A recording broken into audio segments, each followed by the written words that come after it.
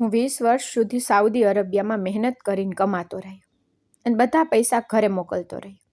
માએ લાલચમાં આવીને મારા ક્યારેય લગ્ન ન થવા દીધા. અચાનક એક દિવસ મારો અકસ્માત થયો તો મિત્રોએ મને હિન્દુસ્તાન મોકલી દીધું. જ્યારે ઘરે પાછો ફર્યો ત્યારે કોઈ પણ મારી સાથે સરખી રીતે વાત નહોતું કરતું. નાની ભાભીએ મને ઘરમાંથી કાઢવા માટે મારા પર ખોટો આરોપ લગાવ્યો. રાત્રે 2 વાગ્યે જ્યારે ભાઈઓએ મને ધક્કા મારીને ઘરની બહાર કાઢી મૂક્યો ત્યારે હું વરસતા વરસાદમાં રસ્તા પર બેસીને રડતા રડતા ભગવાન પાસે મોતની ભીખ માંગી રહ્યો હતો. ત્યારે સામેથી આવતી એક ગાડીએ જોરથી બ્રેક મારી અને હું ઘરનો સૌથી મોટો દીકરો હતો અને માને મારી પાસેથી ઘણી આશાઓ હતી. જ્યારે મારા પિતાજી આ દુનિયા છોડીને ગયા ત્યારે તેમના ચહેરા પર શાંતિ હતી અને તેમણે જતાં જતાં બસ એક જ વાત કહી હતી કે હું મારી નોકરી મારા દીકરા માટે છોડીને જઈ રહ્યો છું. હવે એ જ આ સંભાળશે. મને ખાતરી હતી કે આ નોકરી મારા જીવનની એક નવી શરૂઆત હશે. પરંતુ જેવી માએ બધી કાગળની કાર્યવાહી પૂરી કરી તેમણે મને પાસે બેસાડીને કહ્યું, આ નોકરી તારા માટે નથી. આનો પગાર તારા કોઈ કામનો નથી. તું અહીં રહીને જેટલા વર્ષોમાં પૈસા ભેગા કરીશ તેટલા તો તું વિદેશમાં જઈને 1 વર્ષમાં કમાઈ લઈશ. જ્યારે માએ કહ્યું તો હું ના પાડી શક્યો નહીં, કારણ કે મને ખબર હતી કે પિતાજીના ગયા પછી માનું જીવન માત્ર અમારા માટે જ સમર્પિત હતું. તે દિવસ રાત અમારા માટે જીવતી હતી. તેથી મને ખાતરી હતી કે તે ક્યારેય મારા માટે કંઈ ખરાબ વિચારી ન શકે. જ્યારે મેં સાઉદી જવાની તૈયારી શરૂ કરી ત્યારે મનમાં એક નવી દુનિયાનું ચિત્ર હતું. હું પોતાની જાતને એક મોટો માણસ બનતો જોઈ રહ્યો હતો. મને લાગ્યું કે જ્યારે હું ત્યાં કમાઈશ ત્યારે લોકો મારી ઇજ્જત કરશે. મને એવી છોકરી મળશે જેવી ફિલ્મોમાં હીરોને મળે છે. મારા લગ્ન કોઈ એવા પરિવારમાં થશે જે મારી હેસિયત કરતાં ક્યાંય ઊંચો હશે. હું મારી માને સૌથી શ્રેષ્ઠ ભેટ આપીશ. મારી બહેનોના લગ્ન ધામધૂમથી કરીશ, જેમ કોઈ રાજા પોતાની દીકરીઓને વિદાય કરે છે. પરંતુ જ્યારે ત્યાં પહોંચ્યો ત્યારે હકીકત ખૂબ અલગ હતી. મેં જેટલી મહેનત કરી તે મારી કલ્પના કરતાં પણ વધારે હતી. દિવસ રાતની શિફ્ટ, ક્યારેક કાળઝાળ તડકામાં કામ કરતો તો ક્યારેક કડકડતી ઠંડીમાં ધ્રુજવું, ક્યારેક માલિકની ગાળો સાંભળવી પડતી તો ક્યારેક સમયસર ખાવાનું ન મળતું. પરંતુ મેં ક્યારેય ફરિયાદ ન કરી, કારણ કે મને લાગતું હતું કે કામમાં બરકત આવે છે અને દરેક મુશ્કેલી આસાન લાગે છે. હું દર મહિને પગાર મોકલતો રહી. ક્યારેય પોતાની જરૂરિયાતોને પહેલાં ન રાખી. દર વખતે માને કહ્યું કે જો ઘરમાં કોઈ વસ્તુની અછત હોય તો ચોક્કસ જણાવજો, પરંતુ તેમણે ક્યારેય કોઈ માંગણી ન કરી. હા, જ્યારે પણ હું ફોન પર લગ્નની વાત કરતો ત્યારે માં વાત ટાળી દેતી. ક્યારેક કહેતી હજુ સમય ન આવ્યો, ક્યારેક કહેતી પહેલાં બહેનોની જવાબદારી છે, અને હું હંમેશા તેમની વાત માની જતો, કારણ કે મેં ક્યારેય માની વાત ઉથાપી નહોતી. પછી 7-8 વર્ષ વીતી ગયા. મેં પોતે જ રજા લીધી અને ઘરે ફરવાનો નિર્ણય કર્યો. જ્યારે અચાનક ઘરે પહોંચ્યો તો માં બીમાર બનીને પલંગ પર પડી હતી. તેમની આંખોમાં આંસુ હતા. તેમણે કહ્યું, હું અહીં મરી રહી છું અને તને તારા લગ્નની પડી છે. તને અહેસાસ નથી કે તારી માં હવે બસ ગણતરીના શ્વાસ લઈ રહી છે અને તું લગ્ન વિશે વિચારે છે? મને ખૂબ ખરાબ લાગ્યું. મને પોતાની જાત પર શરમ આવી. બીજા જ દિવસે મેં પરત જવાની ફ્લાઇટ લઈ લીધી, કારણ કે મને લાગ્યું કદાચ મારી જ ભૂલ છે. પરંતુ તેના બીજા જ દિવસે મારા મિત્રનો, જે મારો પિતરાઈ ભાઈ પણ છે, તેનો ફોન આવ્યો. તેને કહ્યું, તને ખબર છે તારી માએ આજે મારા લગ્નમાં જે ડાન્સ કર્યો છે ને તે આખા ગામની શોભા બની ગયો. એ હસી, એ ઠઠ્ઠા મશ્કરી, એ નાચવાનો અંદાજ, અમને તો વિશ્વાસ જ ન થયો કે તે બીમાર હોઈ શકે છે. આ સાંભળીને તો મારા પગ નીચેથી જમીન જ સરકી ગઈ. હું વિચારવા લાગ્યો, મારી સામે તો માં મરી મરીને પલંગ પર પડી હતી અને ત્યાં લગ્નમાં નાચી રહી છે. આનો અર્થ સાફ હતો, તે મારા લગ્ન કરાવવા માંગતી નહોતી. મને સમજાયું જ નહીં કે હું આટલો અંધ કેમ હતો. પછી થોડા સમય પછી મેં લગ્નનો ઉલ્લેખ કરવાનું જ છોડી દીધું, કારણ કે મારું દિલ તૂટી ગયું હતું. ત્યાં સુધી મારા નાના ભાઈના પણ લગ્ન થઈ ગયા અને તેની પત્ની એટલી સુંદર હતી કે દરેક વ્યક્તિ તેના વખાણ કરતા. તેનો અંદાજ, તેના કપડાં, તેની બોલચાલની રીત, બધું જ લોકોને પ્રભાવિત કરતું. જ્યારે મારો ભાઈ તેની સાથે ફોટા મૂકતો, ખુશીથી ભરેલા મેસેજ લખતો, જ્યારે તેના ખોળામાં બાળક હોય અને તે કહેતો કે આ મારો દીકરો છે, મારી દુનિયા છે, તો તે સમયે મારું પણ દિલ ચાહતું હતું કે હું જોર જોરથી રડી પડું. મારું દિલ બળતું હતું. મારા હાથ તેને તેડવા માટે ઉપડતા હતા અને આંખોમાંથી આંસુ વહેતા હતા, કારણ કે હું વિચારતો હતો કે જો સમયસર મારા લગ્ન થઈ ગયા હોત તો આજે મારો દીકરો પણ 7-8 વર્ષનો હોત. તે સ્કૂલે જતો, મારું નામ લઈને મારી તરફ દોડતો, તે મારું માથું ગર્વથી ઊંચું કરતો. પણ સમય કોઈના માટે રોકાતો નથી. સમય વીતી ચૂક્યો હતો અને હવે હું ફક્ત તે યાદોમાં જીવી રહ્યો હતો. 19 થી 20 વર્ષ તે જ દેશ સાઉદીમાં પસાર થઈ ગયા. તે જ કામ કરતો રહ્યો, તે જ ગરમી, તે જ રેતી, તે જ ઊંચી ઇમારતો, તે જ એકલતા અને તે જ પરદેશીઓ વાળી બેરુખી. મારા ચહેરા પર કરટલીઓ વધતી રહી, પણ સપના ઓછા ન થયા. મારા કામમાં પ્રગતિ જરૂર થઈ, પણ કામનો પ્રકાર ન બદલ્યો. હું ઊંચી ઇમારતો પર લટકીને બારીઓના કાચ સાફ કરતો. દરરોજ સવારે પ્રાર્થના કરતો કે હે ભગવાન, આજે પણ મારી રક્ષા કરજે. ક્યાંક દોરડું ન તૂટે, ક્યાંક હાથ ન છૂટે, કારણ કે ત્યાં કોઈ હાલચાલ પૂછનારું નથી હોતું. જિંદગી એક દોરડા પર ટકેલી હતી અને એ જ દોરડું ક્યારેક કોઈની પ્રાર્થનાથી મજબૂત થઈ જતો તો ક્યારેક કોઈની બદદુઆથી કાપી ઉઠતું. પૈસા જરૂર વધ્યા, પણ ઇજ્જતમાં ઘટાડો થતો ગયો, કારણ કે સમયની સાથે માણસ દોલત તો કમાઈ શકે છે, પણ પોતાનાઓનો પ્રેમ નથી ખરીદી શકતો. મારા પૈસાથી ઘર ચાલતું રહ્યું, બહેનોના લગ્ન થઈ ગયા, ભાઈઓની જરૂરિયાતો પૂરી થઈ ગઈ, ઘરમાં બધું જ પૂર્ણ હતું, બસ હું જ અધૂરો રહી ગયો. એક દિવસ એવો આવ્યો જ્યારે હંમેશની જેમ હું એક ઊંચી ઇમારતની બારી સાફ કરી રહ્યો હતો. મને યાદ છે તે દિવસ ખૂબ જ તેજ પવનવાળો હતો. હું પવનને સામાન્ય સમજીને મારું કામ કરતો રહ્યો. અચાનક મારા પગનું સંતુલન બગડ્યું, દોરડું ખેંચાયું અને પછી અચાનક જેમ કોઈ જૂનું દોરડું તૂટવાનો અવાજ આવે તેમ અવાજ આવ્યો. મારું દોરડું તૂટી ગયું. હું નીચે તરફ પડવા લાગ્યો. મારું શરીર જાણે હવામાં ઝૂલી રહ્યું હતું. જ્યારે હું નીચે પહોંચ્યો ત્યારે હું બેભાન થઈ ગયો હતો. જ્યારે હોશ આવ્યો ત્યારે મારા પગમાં અસહ્ય દુખાવો હતો. ડૉક્ટરે જણાવ્યું કે મારા પગમાં ગંભીર ઈજા છે. હવે પહેલાં જેવું કામ કરવું શક્ય નથી. ત્યાં મારું કોઈ નહોતું. કોઈ એવું નહોતું જે દરરોજ મારી સાથે ઊભું રહે. ત્યાં ફક્ત એવા જ લોકો હોય છે જેમને પોતાના કામમાંથી ફુરસદ નથી મળતી. પરદેશમાં દુઃખ વેચનારું કોઈ નથી હોતું. ત્યાં ફક્ત સમય હોય છે જે ઘાને ચાટે છે. તે મિત્રો જ હતા જે છેલ્લા 20 વર્ષથી મારી સાથે એક જ રૂમમાં રહેતા હતા. તેમણે થોડી ઘણી મદદ કરી, દવા ઈલાજ કરાવ્યો, પરંતુ જેવી મારી તબિયત થોડી ઠીક થઈ, તેમણે સાફ કહી દીધું, હવે તું તારા ઘરે જતો રહે, કારણ કે ઘર જેવી સંભાળ અહીં કોઈના બસની વાત નથી અને અમે પણ નથી કરી શકતા. તેમણે પાછા જવાની વ્યવસ્થા કરી અને જેવી ટિકિટ મળી, હું પાછો મારા દેશ ચાલ્યો આવ્યો. આટલા વર્ષો પછી જ્યારે હું ઘરે પાછો ફર્યો, તે પણ એક અપંગ અને લંગડાતી ચાલ સાથે, તો લોકોની આંખોમાં ખુશી નહીં પણ નવાઈ હતી.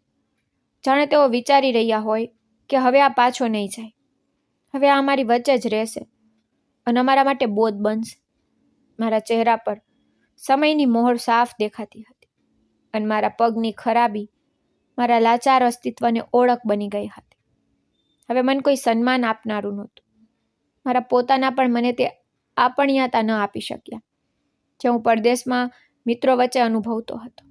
તેમાં જેણે હંમેશા કહ્યું હતું કે તું મોટો છે, તારે ત્યાગ કરવો પડશે, તેને પણ મારાથી મોઢું ફેરવી લીધું. હવે હું લોહીના સંબંધો વચ્ચે હતો, પણ આ સંબંધોમાં લાગણીઓ મરી ચૂકી હતી. મને લાગ્યું જાણે હવે હું આ લોકો માટે એક બોધ બની ગયો છું. મેં મારી માને કહ્યું, ઓછામાં ઓછું એક રૂમ તો આપી દો, કારણ કે હવે હું ક્યાંય જઈ શકું તેમ નથી. મારે અહીં જ રહેવું છે. આના પર મારી મા અને ખાસ કરીને મારા નાના ભાઈની પત્નીને ખૂબ ખરાબ લાગ્યું. તેને કહ્યું, અમારે 2 રૂમ તો જોઈએ છે, કારણ કે હવે અમારા બાળકો મોટા થઈ રહ્યા છે. તેમને જગ્યા જોઈએ અને હવે આ ભાઈ અમારા હિસ્સાનો રૂમ લેશે. મેં કહ્યું, આખું ઘર મેં બનાવ્યું છે, મને તો બસ એક રૂમ જોઈએ છે. મેં તમારા બધાની ખુશીઓ માટે મારી જવાની કુરબાન કરી દીધી. હવે જો એક રૂમ માંગી લીધો તો શું ખોટું કર્યું? મેં તે રૂમ લીધો અને ત્યાં જ પડી રહેતો. આખો દિવસ કોઈ પૂછનારું નહોતું. ક્યારેક કોઈક આવીને પૂછી લેતું, તબિયત કેવી છે? હું બસ કહી દેતો, હા ઠીક છું. એમ પણ હવે કોઈને કોઈ ફરક નહોતો પડતો કે હું જીવતો છું કે મરી ગયો છું. હું આખો દિવસ ફોનમાં લાગ્યો રહેતો, યુટ્યુબ પર વિડીયો જોતો, વિચારતો કે આટલા વર્ષ પરદેશમાં વિતાવ્યા પણ હું શું લઈને પાછો ફર્યો? કંઈ પણ નહીં. ના પત્ની, ના બાળકો, ના સુકૂન, ના ઇજ્જત અને ના કોઈ મોહબ્બત. મને તે બધું ન મળ્યું જેના માટે મેં ક્યારેક સપના જોયા હતા. એક દિવસ મારો એક જૂનો પિતરાઈ ભાઈ મને મળવા આવ્યો. તેને મારી મા સાથે વાત કરી અને કહ્યું, હજુ પણ આના લગ્ન થઈ શકે છે. હવે તો વૃદ્ધ લોકો પણ લગ્ન કરે છે. તમે આના લગ્ન કેમ નથી કરાવતા? માએ તરત કહ્યું, હવે મારા વૃદ્ધ હાડકાઓમાં એટલી તાકાત નથી બચી કે હું આના માટે સંબંધ શોધતી ફરું. અને વળી કોણ કરશે આની સાથે લગ્ન? આના તો વાળ પણ સફેદ થઈ ગયા છે. આ સાંભળતા જ મારું દિલ ચૂર ચૂર થઈ ગયું. જાણે મેં જાણી જોઈને મારા વાળ સફેદ કરી લીધા હોય. જાણે આ મારી ભૂલ હોય. હું ચૂપ થઈ ગયો અને મારા ભાઈને કહ્યું, હવે લગ્નની વાત ન કર. હવે મારે કોઈની દીકરી સાથે લગ્ન નથી કરવા. હવે ના તો મારા સપના જોવાની હિંમત છે અને ના તો તેમને તૂટતા સહન કરવાનો હોસલો. એક દિવસ મને મારા નાના ભાઈના રૂમમાંથી તે જ અવાજ સંભળાયા. તે અવાજો નફરતથી ભરેલા હતા. તેમાં ગુસ્સો હતો અને એક પ્રકારની કાવતરાની ગંધ હતી. અવાજો બંધ દરવાજા પાછળ ગુંજી રહ્યા હતા અને હું દિવાલને અડીને સાંભળતો રહ્યો. નાની ભાભી કહી રહી હતી કે તમારો ભાઈ આપણા રૂમ પર કેમ કબજો કરીને બેઠો છે? તેને અહીંથી કાઢો ને. આ કેવી વાત થઈ કે અમે 2 રૂમ માંગ્યા અને તે પોતે એક રૂમ પર કબજો કરી લે? તમે કંઈ કેમ નથી કહેતા મયંક? ને મયંક કહી રહ્યો હતો કે યાર, હું તેને કેવી રીતે કાઢી શકું? ભાઈ છે મારો. આ કોઈ મજાક નથી કે હું મારા ભાઈને ઘરની બહાર કાઢી મૂકું. ભાઈને કાઢવા માટે કોઈ ખૂબ મોટું કારણ હોવું જોઈએ. કોઈ નક્કર પુરાવો હોવો જોઈએ. કોઈ એવી વાત હોવી જોઈએ જેથી માને પણ વિશ્વાસ થઈ જાય અને સંબંધીઓને કંઈ કહેવાનો મોકો ન મળે. હું આ સાંભળીને ધ્રુજી ગયો. હું હેરાન હતો કે હવે મને આ ઘરમાંથી કાઢવાની વાતો થઈ રહી છે. જાણે હું કોઈ ચોર હોઉં, કોઈ બોજ હોઉં, કોઈ નકામો માણસ. જાણે હું આ ઘરનો સભ્ય જ નથી રહ્યો. જાણે કોઈ ઉંદરને ઘરમાંથી કાઢવાની યોજના બની રહી હોય. મારું દિલ બળીને રાખ થઈ ગયું, પણ હું ચૂપ રહ્યો. કારણ કે જ્યારે કોઈ દુશ્મની છુપાઈને કરે છે તો માણસ ના તો શોર મચાવી શકે છે ના તો સફાઈ આપી શકે છે. મેં વિચાર્યું કે સમયની રાહ જોઉં છું. કદાચ આ તોફાન તેની મેળે નીકળી જશે. પરંતુ મને શું ખબર હતી કે તોફાન આવવાનું નહોતું, પણ મને તે તોફાનની વચ્ચે ફેંકી દેવામાં આવશે. એક દિવસ મારી નાની ભાભીએ મને પોતાના રૂમમાં બોલાવ્યો અને કહ્યું, ભાઈ જરા આવીને બલ્બ ઠીક કરી દો ને. ખૂબ પરેશાની થઈ રહી છે. બલ્બ સરકતો નથી અને મયંક પર ઘરે નથી. મેં વિચાર્યું કે ચાલો ઓછામાં ઓછું તેને મને કોઈ કામને લાયક તો સમજ્યો. બાકી તો તે મને જોતી પણ નહોતી અને પહેલી વાર તેને મને કંઈક કહ્યું હતું. જો હું ના પાડત તો એ જ કે આ તો કોઈ કામ પણ નથી કરતો. રૂમમાં ગયો. જેવો બલ્બ તરફ વધ્યો તેને દરવાજો બંધ કરી દીધો અને એક ખૂણામાં ઊભા રહીને ચીસો પાડવા લાગી અને પોતાના કપડાં ફાડવા લાગી. તેને ચીસો પાડી, મયંક મને બચાવો, આ મને અડી રહ્યો છે, મારી સાથે ખરાબ હરકત કરવાની કોશિશ કરી રહ્યો છે. હું સદબત રહી ગયો. મેં કહ્યું, તું પાગલ થઈ ગઈ છે? મેં કંઈ જ નથી કર્યું. હું તો બલ્બ જોવા આવ્યો હતો. તે જ મને રૂમમાં બોલાવ્યો. તેમ છતાં તે બૂમો પાડતી રહી જાણે હું કોઈ વરુ હોઉં જે તેને ફાડી ખાવા આવ્યું હોય. હું દરવાજા તરફ ભાગ્યો અને જેવો બહાર નીકળ્યો કે સામે મારો મયંક અને બીજો એક નાનો ભાઈ ઊભો હતો. તેમણે મને આંખોમાં ગુનેગાર બનાવી દીધો અને બોલ્યા, તને શરમ આવી જોઈએ. તારા લગ્ન નથી થયા એનો અર્થ એ નથી કે તું ઘરની સ્ત્રીઓ પર નજર રાખે. તું આવું કેવી રીતે કરી શકે? મેં કહ્યું, ભગવાનનો ડર રાખો. મેં કંઈ જ નથી કર્યું. તેને પોતે મને તેના રૂમમાં બોલાવ્યો હતો. તેમણે કહ્યું, તે તને કેમ બોલાવશે? તેનો યુવાન પતિ છે તો તેને તને બોલાવવાની શું જરૂર છે? મેં કહ્યું, આ ખોટું છે. આ એક કાવતરું છે, મને ફસાવાની ચાલ છે. પણ મારી વાત કોઈએ માની નહીં, કારણ કે તેઓ તે જ સાંભળતા જે તેઓ સાંભળવા માંગતા હતા. તેમણે કહ્યું, અડધી રાત થઈ ગઈ છે, હવે તું આ ઘરની બહાર નીકળી જા. મેં કહ્યું, હું ક્યાં જાઉં? આ તો મારું પોતાનું ઘર છે. હું આ ઘરનો હિસ્સો છું. કહેવા લાગ્યા, હવે અમારી બાબત નથી, તું નીકળ. અને તેમણે મને ધક્કો મારી દીધો. મને ધક્કો મારીને બહાર કાઢી મૂક્યો. જાણે હું કોઈ ડાકુ હોઉં, કોઈ ગુનેગાર માણસ. બહાર નીકળ્યો ત્યારે મારું આખું શરીર ધ્રુજતું હતું. મને લાગ્યું કે મારા પગ નીચેથી જમીન સરકી ગઈ છે. હું દિવાલને ટેકો દઈને બેસી ગયો અને વિચારતો રહ્યો, શું આ બધું સાચું છે? શું આ બધું મારી સાથે થઈ રહ્યું છે? શું હું મારા જ ઘરે પાછો નથી જઈ શકતો? શું એ મારું ઘર નહોતું? શું મેં તેમના માટે બધું જ કુરબાન નહોતું કર્યું? શું મારી યુવાની તેમના આરામ પર કુરબાન નહોતી થઈ? શું તેમણે મારા સપનાઓની હત્યા નહોતી કરી? શું મેં મારા જીવનની બધી જ ખુશીઓ તેમના માટે લૂંટાવી નહોતી દીધી? શું મારો ગુનો માત્ર એટલો જ હતો કે મેં પ્રેમમાં કંઈક માંગી લીધું હતું? શું મેં ભૂલ કરી કે મેં એક રૂમ માંગ્યો અથવા મારા હિસ્સાનો હક માંગ્યો? અને હવે હું નિર્ધાર ઊભો હતો, એકલો, નિર્બળ અને મદદ વગરનો એક એવો માણસ જેની જિંદગીએ તેને ફક્ત છેતરામણી જ આપી, અને તે પણ પોતાના જ લોકોના હાથે. હું અંધારા રસ્તા પર એકલો ચાલ્યો જતો હતો. મારા ડગલા જમીન પર જાણે ટકી જ નહોતા રહ્યા. જાણે મારું અસ્તિત્વ હવામાં ઉડી રહ્યું હોય. એવું લાગતું જાણે હું કોઈ બીજે જ દુનિયાનો હિસ્સો બની ચૂક્યો છું. મારા શરીરમાં હવે તે તાકાત નહોતી બચી જે ક્યારેક 20 વર્ષ સુધી ઊંચી ઇમારતો પર લટકીને કાચ સાફ કરતી રહી હતી. મારા હાથ ઠંડીથી સોન થઈ ગયા. ઠંડો પવન મારા ચહેરા પર થપોટા મારી રહ્યો હતો. વરસાદ પણ હવે તોફાન બની ચૂક્યો હતો. આ શિયાળાનો પહેલો વરસાદ હતો અને મને તે ધ્રુજારી અંદર સુધી અનુભવાતી હતી, જે ફક્ત એકલતા અને પોતાનાઓના દગાથી થતી હોય છે.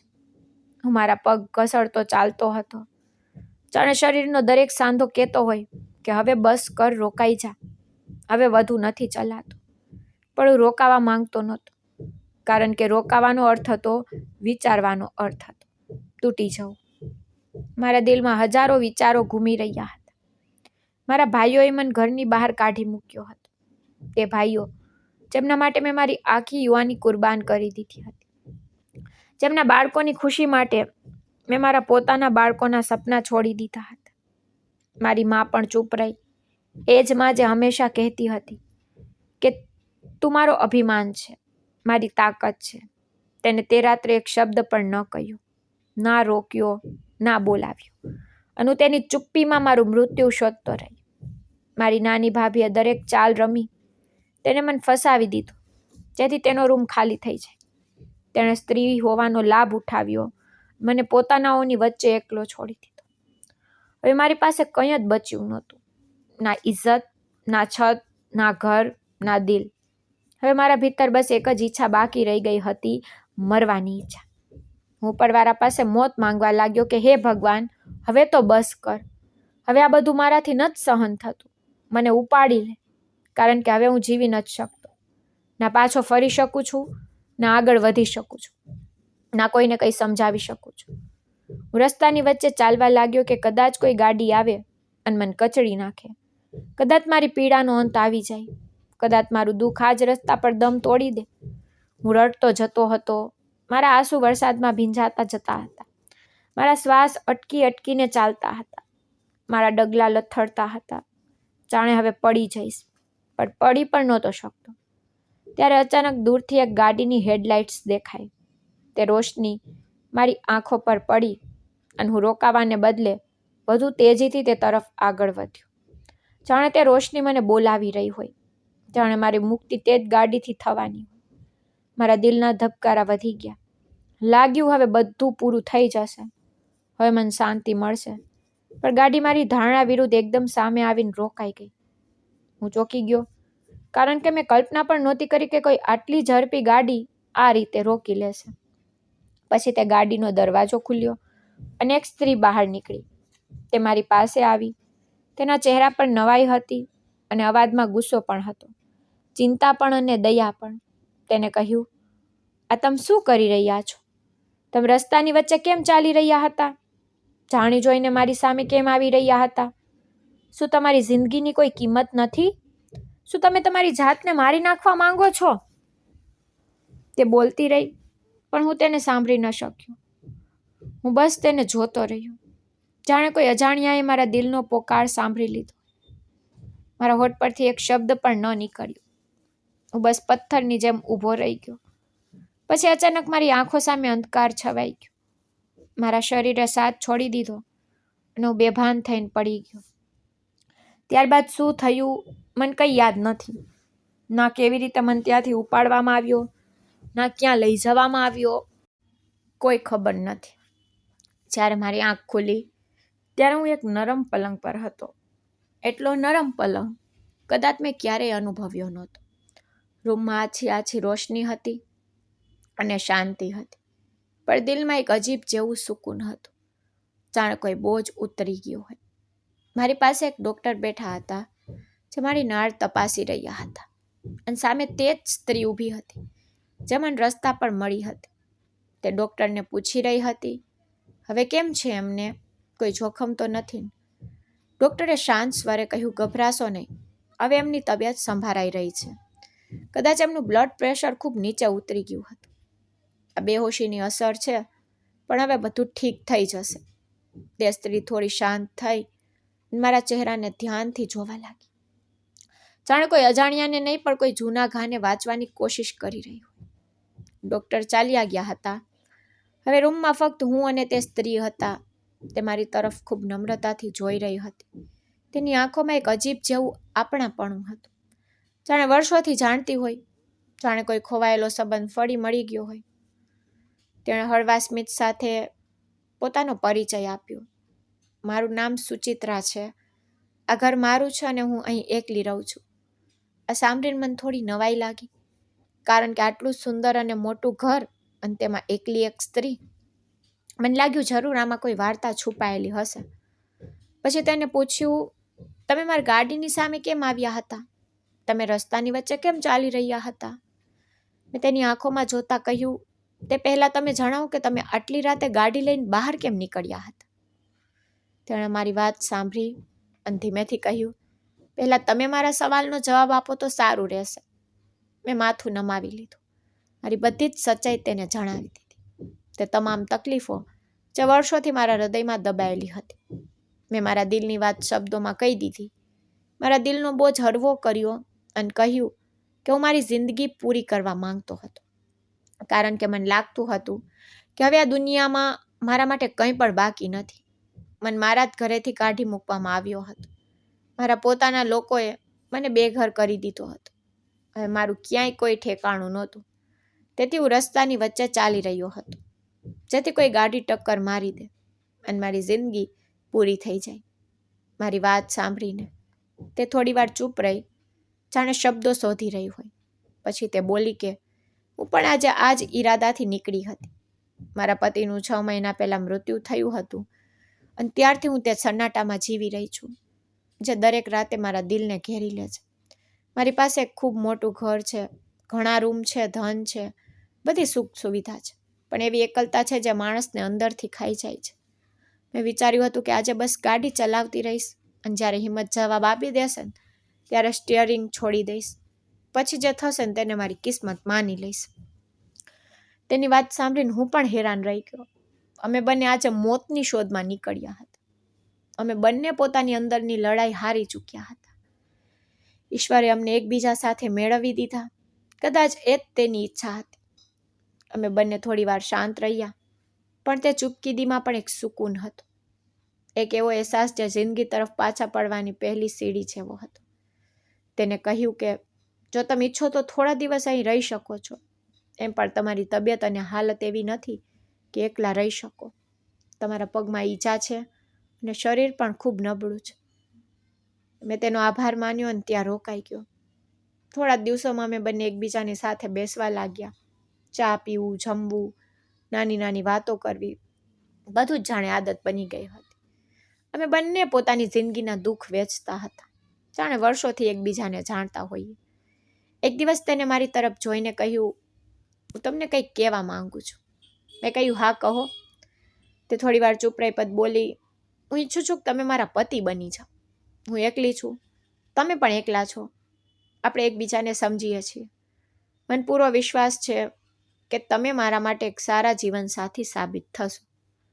હું થોડી વાર ચૂપ રહ્યો, પણ દિલના કોઈ ખૂણે એક ખુશીની લહેર દોડી ગઈ. કારણ કે પહેલી વાર કોઈએ મને અપનાવ્યો હતો, મને સન્માન આપ્યું હતું, મને ચાહ્યો હતો. મેં તરત જ હા કહી દીધી અને લગ્ન કરી લીધા. તે ખરેખર ખૂબ જ અમીર મહિલા હતી. તેની પાસે કોઈ વસ્તુની અછત નહોતી. મોટું ઘર, નોકર ચાકર, કાર, બેંક બેલેન્સ, ઘરેણાં, બધું જ. પણ જે વસ્તુની તેને સૌથી વધુ અછત હતી તે હતો એક સાચો પતિ, જે તેને સમજે, તેની સાથે બેસીને ચા પીવે, તેની વાતો સાંભળે, તેની ચૂપ્પીને સમજે, તેની ઈચ્છાઓને પૂરી કરે. અંતે બધું જ તેને મારી સુરતમાં મળી ગયું. હવે અમે બંને આ મોટા બંગલામાં ખૂબ સુકૂનથી રહીએ છીએ. હવે ના મને કોઈ વાતની ચિંતા છે, ના તેને. કારણ કે અમે બંને જિંદગીની સૌથી મોટી લડાઈ જીતી લીધી છે, એકલતાની લડાઈ. હવે અમારી પાસે બધું જ છે અને સૌથી વધીને એકબીજાનો સાથ છે. તે મહિલાનો એક મોટો કારોબાર પણ હતો, જે તેના પતિના સમયથી ચાલતો હતો અને ખૂબ સફળ હતો. પણ પતિના ગયા પછી તે વેપાર જાણે જીવ વગરના શરીરની જેમ ચાલી રહ્યો હતો. એક દિવસ સુચિત્રાએ મને કહ્યું, હવે આ બધું તમે સંભાળો, કારણ કે હું માં બનવાની છું. ના હું હવે ઓફિસ જઈ શકું તેમ છું, ના મીટિંગોમાં હિસ્સો લઈ શકું છું. પહેલાં બધું મારા પતિ જોતા હતા અને હું હવે એકલી છું. તો આ જવાબદારી તમે સંભાળો. મને તમારા પર ભરોસો છે. મેં ઓફિસ જવાનું શરૂ કર્યું. થોડા જ મહિનાઓમાં મને કારોબારની સમજ આવવા લાગી. મેં તેમાં નવું જે જૂની સિસ્ટમમાં નવો જીવ ફૂંક્યો. દિવસ રાત ઈમાનદારીથી મહેનત કરી, કારણ કે હવે તે ફક્ત સુચિત્રાનું નહીં, મારું પણ હતું. આજે ઓફિસમાં ઇન્ટરવ્યૂ ચાલી રહ્યા હતા. અનુ મારી ટીમ સાથે હાજર હતો. ઉમેદવારો આવી રહ્યા હતા, ઇન્ટરવ્યૂ થઈ રહ્યા હતા. ત્યારે ખબર પડી કે આગામી જે છોકરો ઇન્ટરવ્યૂ આપવા આવી રહ્યો છે તે બીજું કોઈ નહીં પણ મારો નાનો ભાઈ છે. એ જ જેને મને અડધી રાતે ઘરેથી ધક્કો મારીને કાઢી મૂક્યો હતો. તે અંદર આવ્યો અને મને જોઈને ચોંકી ગયો, જાણે તેની જમીન સરકી ગઈ હોય. તે બોલ્યો, તમે અહીં? તમે તો એવા લાગી રહ્યા છો જાણે આ કંપનીના માલિક હોય. મેં કહ્યું, તારી આંખો ઠીક જોઈ રહી છે. હું જ આ કંપનીનો માલિક છું. હવે તું જણાવ કે અહીં કેમ આવ્યો છે? તેને કહ્યું, હું નોકરી માટે આવ્યો છું. જૂની નોકરી જતી રહી છે અને ઘરનો ખર્ચ ન ચાલી રહ્યો. પણ હવે તમે અહીં છો તો આશા છે કે નોકરી મળી જશે, કારણ કે આખરે તમે મારા સગા ભાઈ છો. મેં કહ્યું, હા કેમ નહીં, તું બહાર જઈને બેસ, અમે નિર્ણય કરીને જણાવીએ છીએ. તે ખુશી ખુશી બહાર ચાલ્યો ગયો.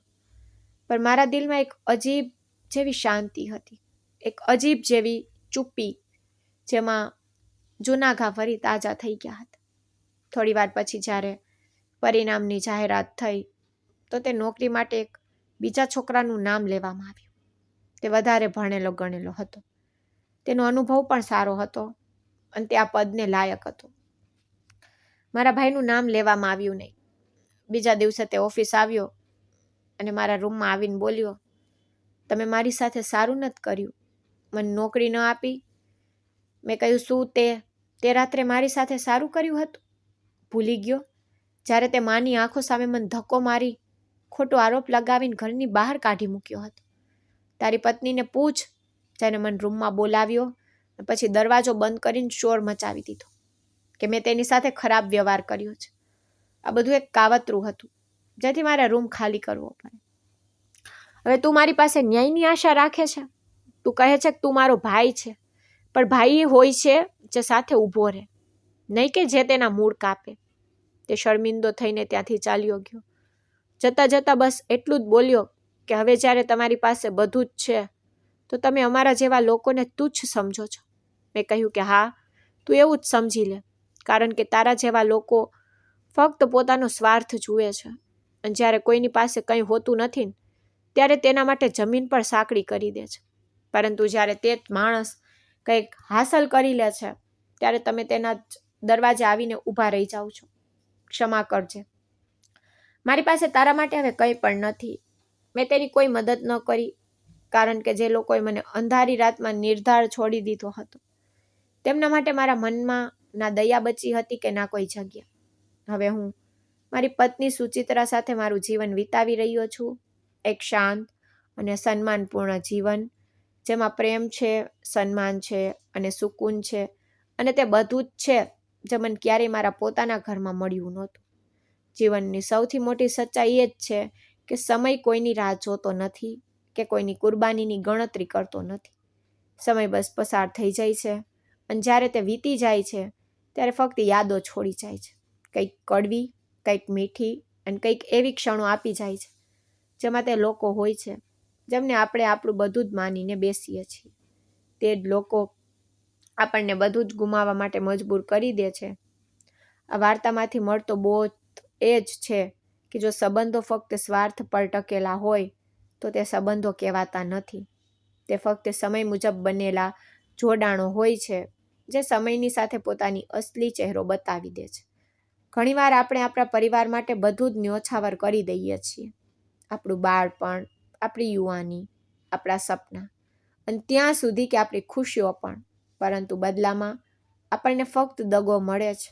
આ દગો ત્યારે વધુ દુઃખદાયક બની જાય છે જ્યારે તે દગો પોતાના કહેવાતા લોકો પાસેથી મળે. આપણે વિચારીએ છીએ કે આપણા પોતાના આપણને ક્યારેય દુઃખ નહીં પહોંચાડે, આપણને ક્યારેય એકલા નહીં છોડે. પરંતુ જ્યારે તે જ લોકો આપણી વિરુદ્ધ ષડયંત્ર રચે છે ત્યારે મનુષ્ય અંદરથી પૂરી રીતે તૂટી જાય છે. મનુષ્યએ ક્યારેય પણ કોઈ એક પડાવ પર હાર માનવી જોઈએ નહીં, કારણ કે ઈશ્વરની શક્તિ અપાર છે. તે જેને ઈચ્છે તેને સન્માન આપી શકે છે અને જેને ઈચ્છે તેને અપમાન. માં, જે ક્યારેક દરેક નાની વાત પર રડી પડતી હતી, તે જમાં જ્યારે પોતાના દીકરાને ઘરની બહાર નીકળતા જુએ છે ત્યારે ચૂપચાપ ઊભી રહે છે. પરંતુ તે જ દીકરો જ્યારે ઈશ્વરની કૃપાથી સફળ થાય છે ત્યારે પાછો ફરી નથી જતો, કારણ કે જેમણે ઘા આપ્યા હોય તેમની પાસે મલમની આશા રાખી શકાય નહીં. માણસે પોતાના દિલના ઘા પરથી બોધ લેવો જોઈએ અને તેમને પોતાની શક્તિ બનાવવી જોઈએ, કારણ કે જે કંઈ પણ થાય છે તે આપણને વધુ મજબૂત બનાવવા માટે હોય છે. જીવન એક યાત્રા છે અને આ યાત્રામાં સારા અને ખરાબ બંને પ્રકારના લોકો મળે છે. પરંતુ અસલી વાત એ છે કે આપણે તેમની પાસેથી શું શીખીએ છીએ. જો તમારું મન સાફ છે, તમારી દાનત સાચી છે, તમારી મહેનત ઈમાનદાર છે, તો ઈશ્વર તમને ત્યાં પહોંચાડી દે છે જ્યાં તમે કદાચ વિચારી પણ શકતા નહોતા. તેથી કોઈના કાવતરાથી ડરશો નહીં, કોઈના દગાથી તૂટશો નહીં અને કોઈની નફરતને કારણે પોતાની જાતને પ્રેમ કરવાનું છોડશો નહીં, કારણ કે જેને તમને જન્મ આપ્યો છે તે તમને ક્યારેય નિર્ધાર નહીં છોડે. તો મિત્રો, આ હતી આજની વાર્તા. આ વાર્તા વિશે તમારો શું અભિપ્રાય છે તે કોમેન્ટ બોક્સમાં ચોક્કસ જણાવજો. જો તમને વાર્તા પસંદ આવી હોય તો વિડીયોને લાઈક કરો અને ચેનલને સબસ્ક્રાઈબ કરો અને હા, નોટિફિકેશન બેલને જરૂર દબાવો જેથી તમને નવા વિડીયોની સૂચના તરત મળી જાય. ધન્યવાદ.